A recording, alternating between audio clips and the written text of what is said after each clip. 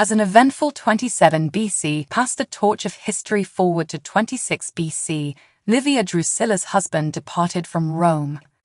Caesar Augustus had shared several triumphs with his legates before journeying to Hispania, where Marcus Vipsanius Agrippa had been engaged in warfare following the Battle of Actium.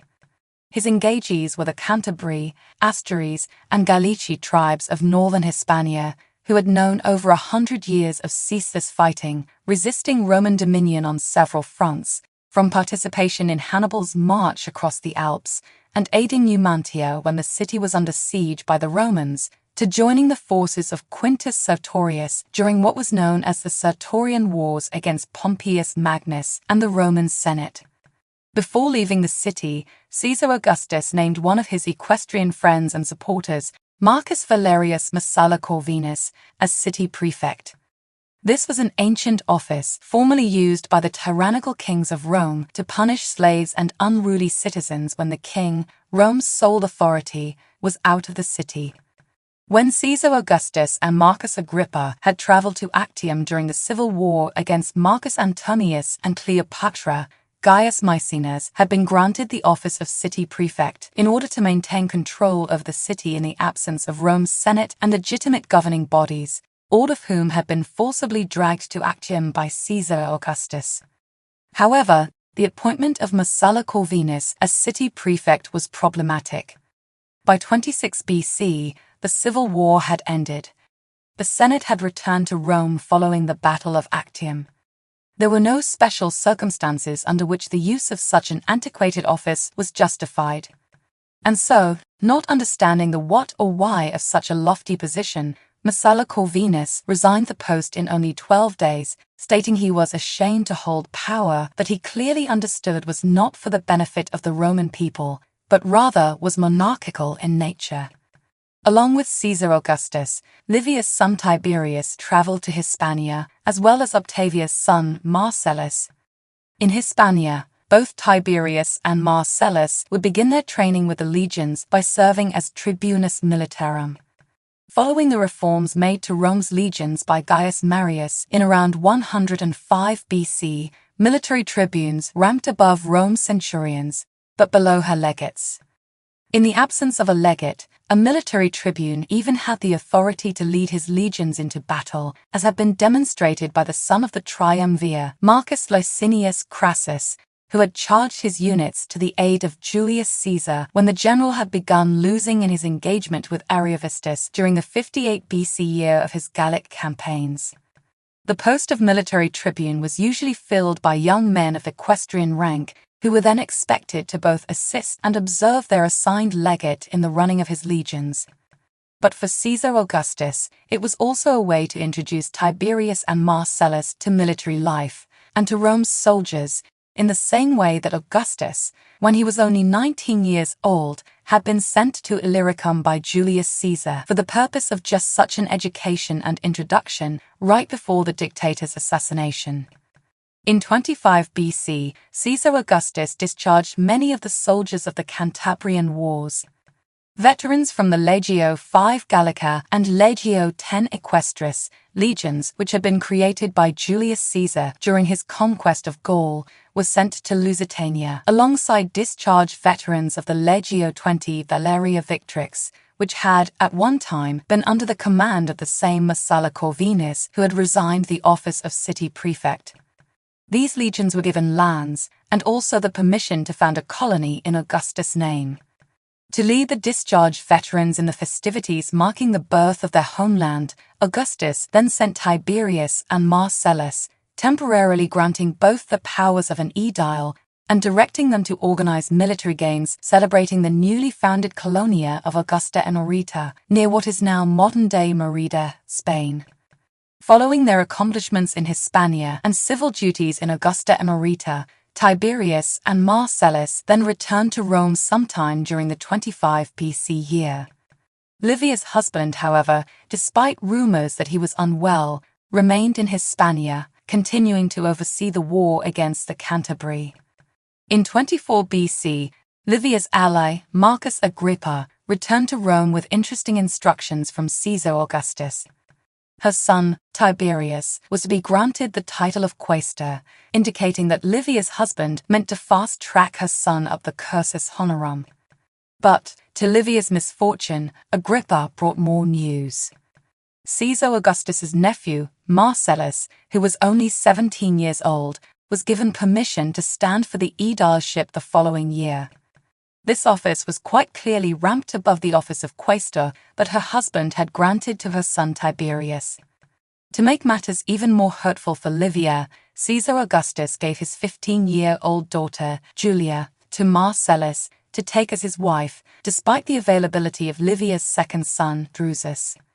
In the approximately 15 years they had been married, Livia Drusilla and Caesar Augustus had failed to produce an heir together, although sources inform us that Livia did miscarry at least one child during her marriage to her second husband.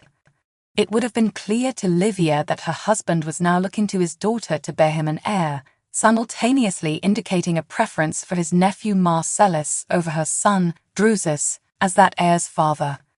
But, of course, Marcellus was a Claudian by name, with Julian blood through his mother, Octavia.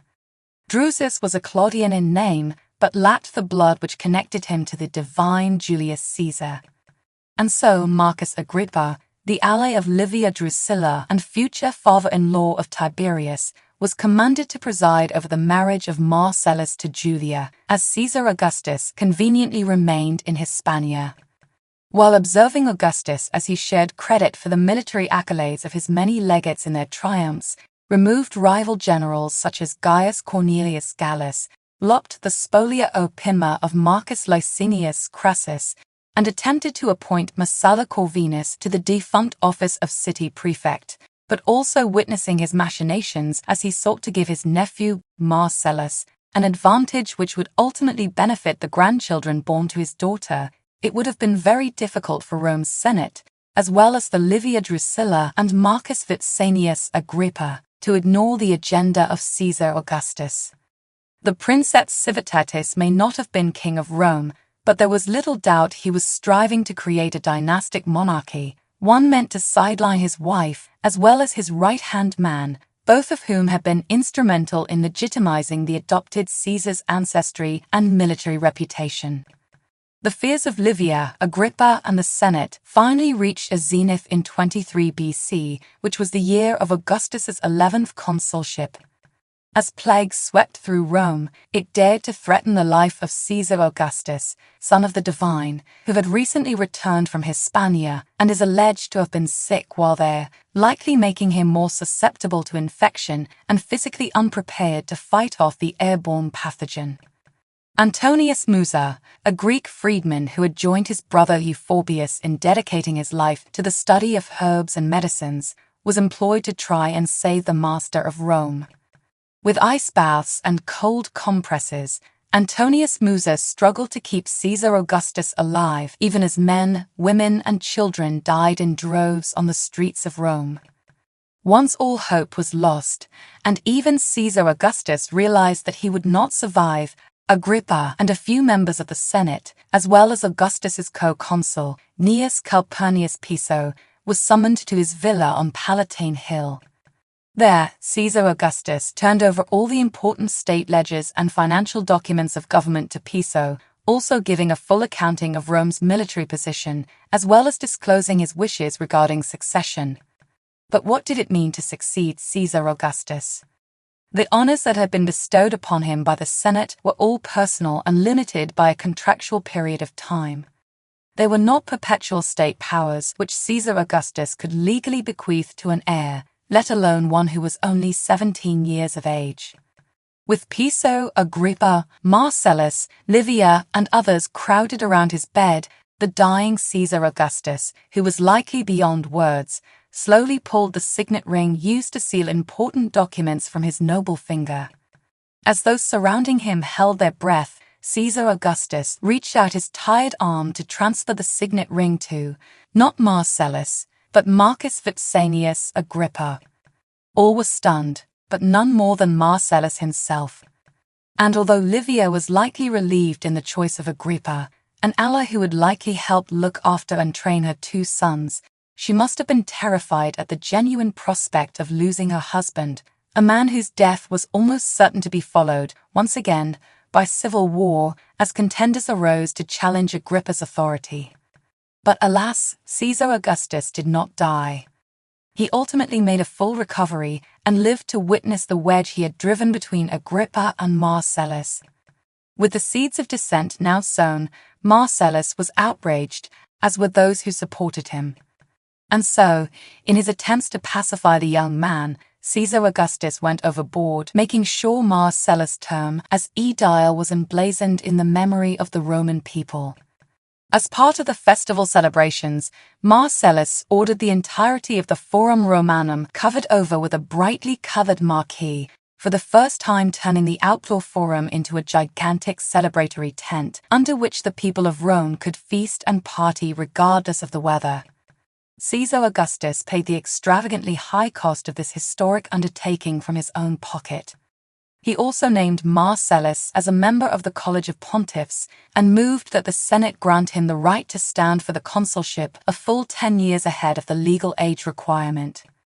As part of the old republican system, aediles, using the popularity of their office as a stepping stone to greater offices, were expected to entertain the people of Rome at their own expense, making the gesture viable only for candidates who were very wealthy. Despite the fact that Gaius Marius, Julius Caesar, and the populares in general had fought against this unfair system which favored Rome's elite, Caesar Augustus dug deep into his pockets to guarantee Marcellus's success, thereby subtly resurrecting in himself the ghost of Rome's past elitism. In appeasing and elevating his nephew, Caesar Augustus had demonstrated to all, including his wife and Marcus Agrippa, that he had chosen Marcellus to be the undisputed future of Rome, bringing into question his apparent motivation in the giving of his seal ring. Did Caesar mean for Agrippa to succeed him, or merely to act as a type of regent until his young and inexperienced nephew grew into manhood? Naturally, Caesar Augustus denied the allegations, storming into a Senate session with his last will and testament clutched in his hands. There, surrounded by Rome's conscript fathers, he attempted to break the seal and prove to his critics that he had not named Marcellus nor any other man as his heir. But the senators would not allow Caesar Augustus to reveal the contents of his will, leaving the reality of what was actually written therein shrouded in privacy. But between the party of Agrippa, supported by Livia, and that of Marcellus, likely supported by his mother Octavia's circle, tensions were running high. In order to stop the city from devolving into the type of political division which had proven over and over again to have resulted in Rome's many civil wars, a decision had to be made. Marcus Claudius Marcellus and Marcus Vipsanius Agrippa could not both stay in Rome. One or the other had to leave the city.